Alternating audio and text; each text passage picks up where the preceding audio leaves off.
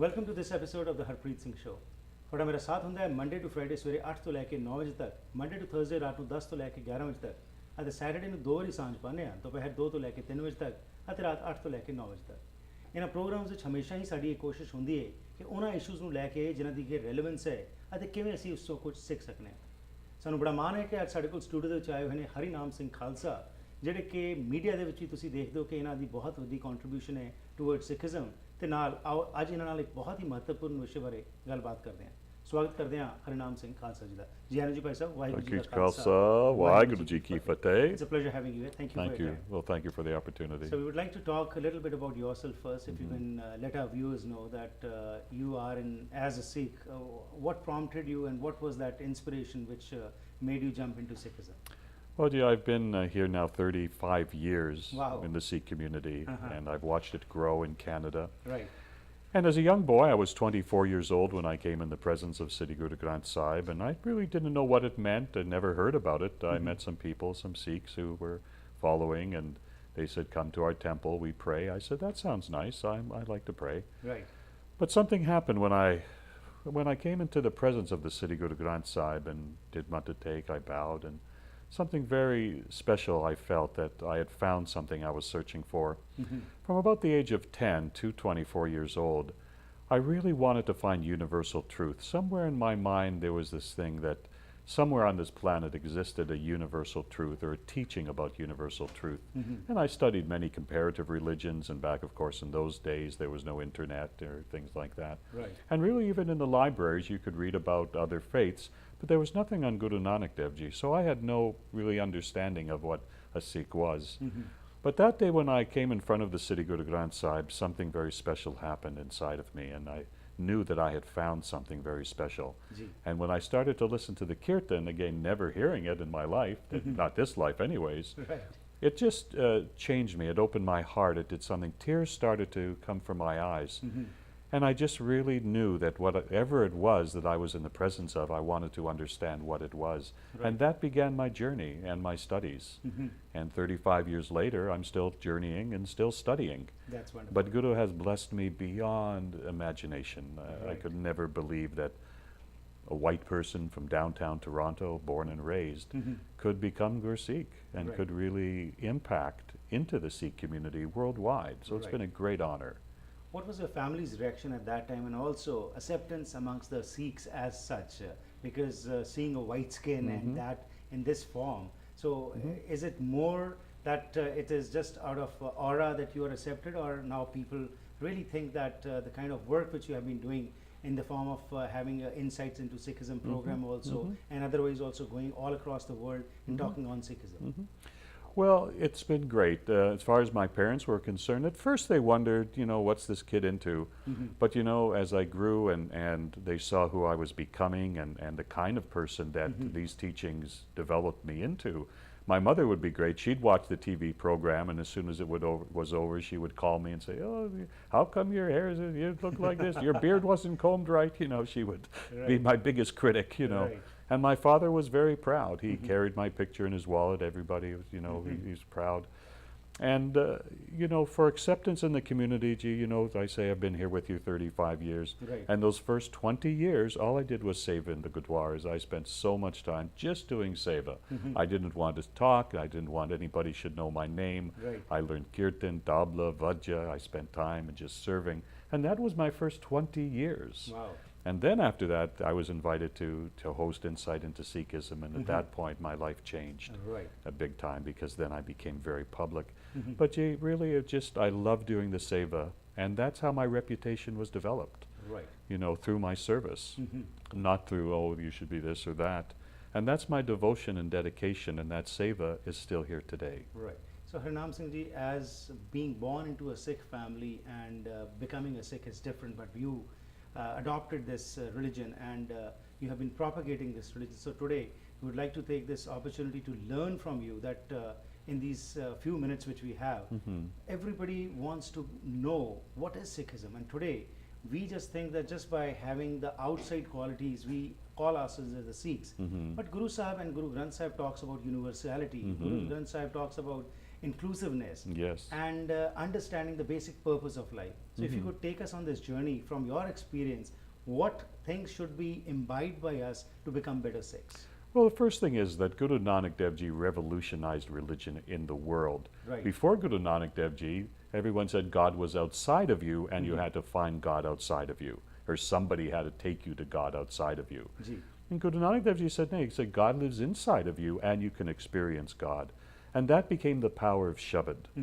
And to me, within our Sikh community today, we've lost that essence of understanding of the real benefits of Shabad Guru, of the teachings of the Siddhi Guru Granth, and most importantly, giving our children a foundation and a relationship to Siddhi Guru Granth Sahib. Right. Now, over the past 10 or so years, I've seen that a lot of the young people and young adults are embracing it much deeper, which is wonderful.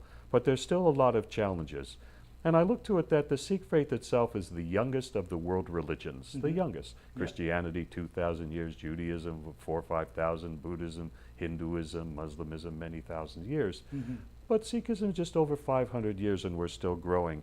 And I think that the Khalsa Panth just really needs that time to establish who they are. Right. I've studied our history and see that when the British came and others came, they really diffused and diluted the strength of Khalsa. Ji. And that has to come back now.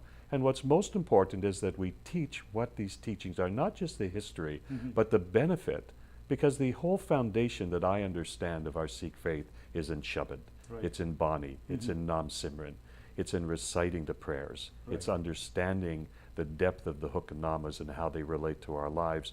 And if I can do it, my challenge, of course, to everyone is that if I can do it, well, you should do it better than me. Right. Right? Because I had to learn it from you. Ji.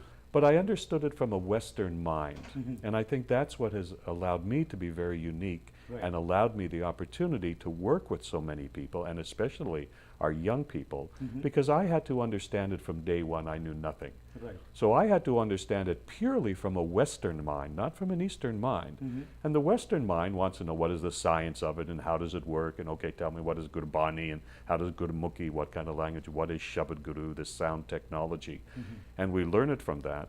And the most important thing to me is, many people come to me and they say, oh, are you from the Sikh religion?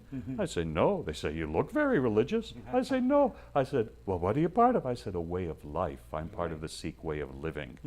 So for me, it's a way of life. It's everyday Nam Simran, everyday Bani. It's everyday understanding that I can become a better person. And I believe Guru Gobind Singh Ji, and now we're celebrating the Baisakhi, Guru Gobind Singh Ji taught us, I believe, one basic thing. Don't become a slave to your mind. Learn to command your mind. That's right. And that, what to me is the power of Vaheguru, Vaheguru, Vaheguru, is that when we can command our mind, and Shabad itself and this technology opens the channels of one's mind, the frontal lobe, it creates a greater intelligence within us. And when we put the Dastar on, it lets the circulation of the body energy go throughout us, and the sound, so we contain that energy, and that's what raises us. So I learned it as a science. Panchkakar is a science, Panchbani is a science, Shabad Guru, the technology of Siddhi Guru Granth Sahib, is a science. Right. Well, you have answered quite a lot of my questions, but I would like to take one by one. What you talked about, Sikhism is a way of life for you. And that's what the Gurus also told us, that Sikhism is not just closing your eyes, but living what the Guru is telling us.